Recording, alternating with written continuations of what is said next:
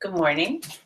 Welcome to day 4. I always have to look down the bottom. Day 47 of 90 Days of Meditation and Transformation. And I hope you are all having a wonderful week. And I heard something this morning. Now I have to recollect it. So I wanted to share it with you. Oh, okay.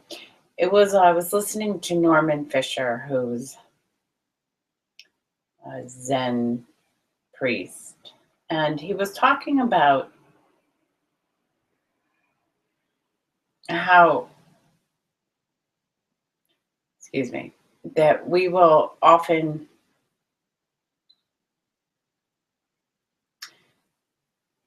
so let's just say something happens in our life, something unpleasant, or actually it could even hold true for something pleasant. But say something unpleasant happens in our life. Somebody does something or says something to us that feels uncomfortable in some way.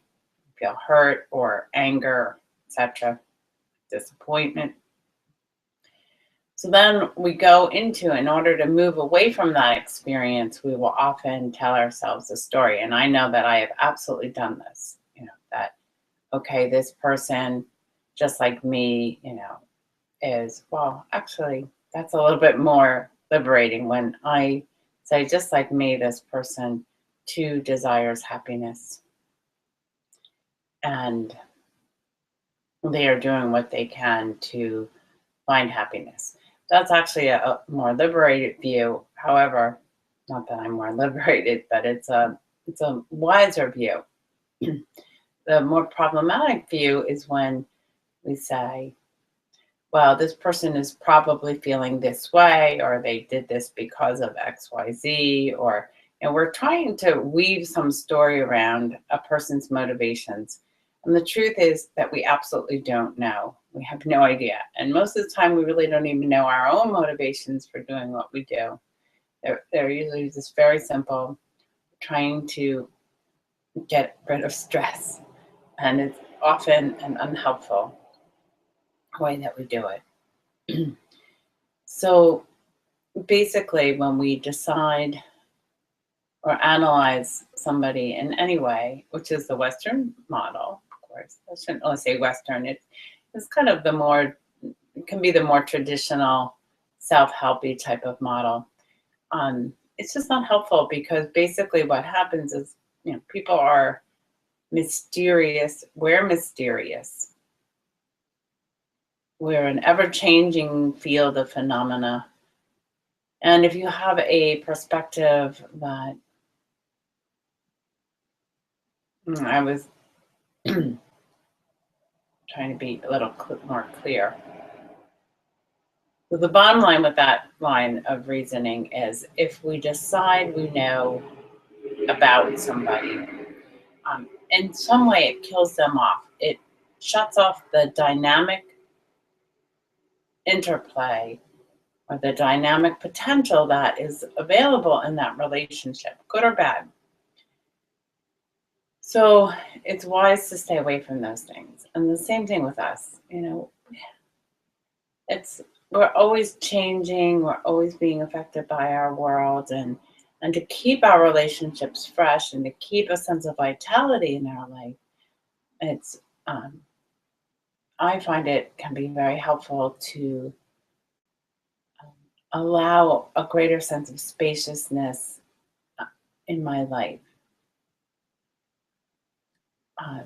From I think something that's somewhat analogous is from a Christian perspective, that when the recognition that there is a creative plan in our life, and we are not to question it. We talked about humility a couple weeks back, and from that perspective,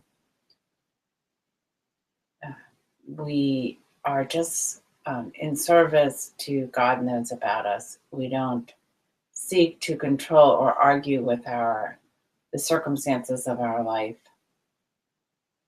knowing that there is a great plan out there and we are just playing this very small role in a larger community. A gentleman told me yesterday that he felt that his role, he was separated from his children, and he felt that his role was to aid in creating those children as more like a conduit for God's love to manifest in this earth so that his former wife could have a fulfilling life and raise two children. And that his role was very small. His role was almost like a donor role. Um, whether one agrees with that or not, it was just, it was actually a very generous mind that was saying that. So we're going to meditate. And our meditation today will have very little to do with what I just said. Maybe, maybe so, maybe not. But I invite you to focus specifically on the breath, as we do every day, pretty much, except yesterday with the singing bowl. Um, just being aware of the sensation of breathing, and as emotional states rise and fall, to just be aware of them, to not seek to grasp after them or to push them away. But also, I invite you to notice when a sense of ease and joy is present, and allow that. So, this is kind of paradoxical movement where we are recognizing the joy that's there. We're allowing that joy to infuse the entire body and the being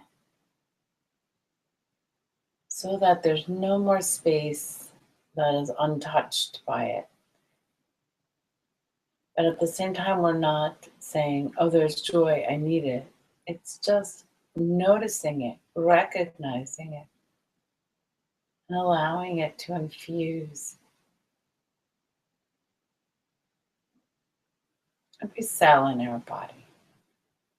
Well, sometimes joy is there, and we're so busy kind of focusing on dangers or negativity or a great sense of doing that we overlook that which is present. So,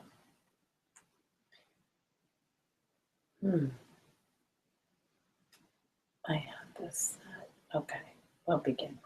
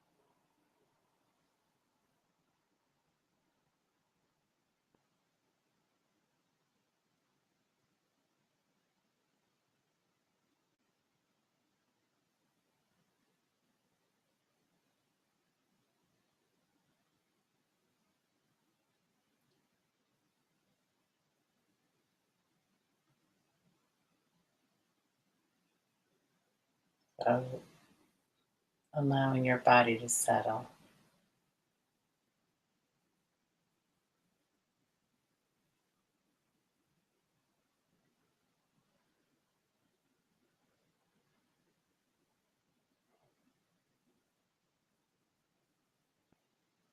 Just feeling into the points of contact, the surface below,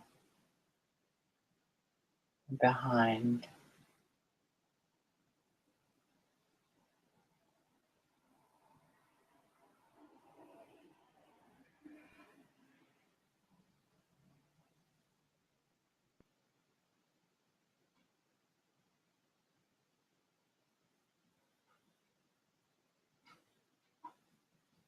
sweeping down through the body, softening any areas of tension.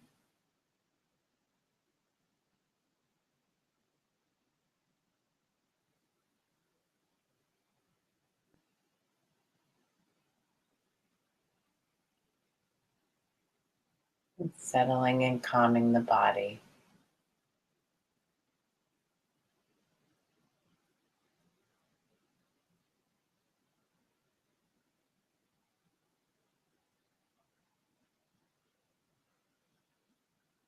We're using this stable base,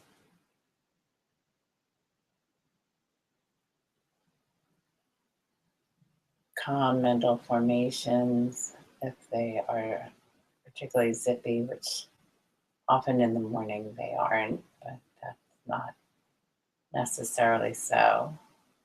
One is anticipating a stressful day ahead. There might be a lot of activity in the mind.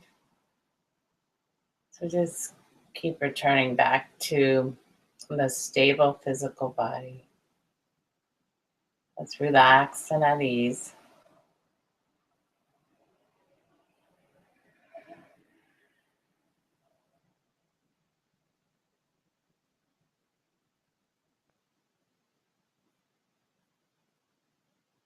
Let the attention rest directly on the breath.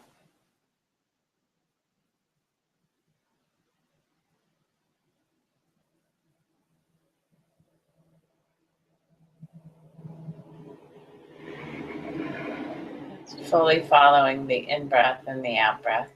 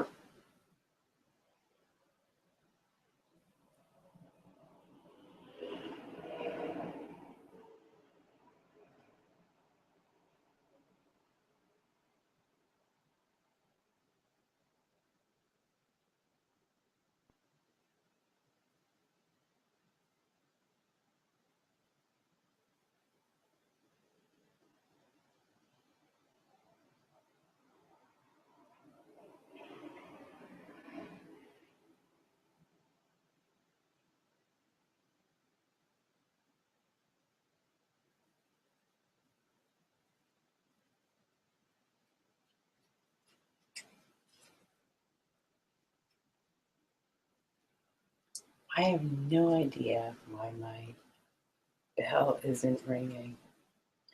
Could have something to do with water falling. I hope not. Okay.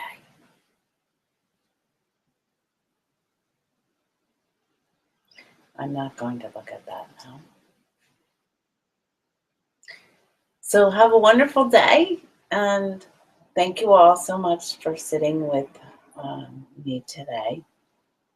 I apologize for that odd ending. You may have noticed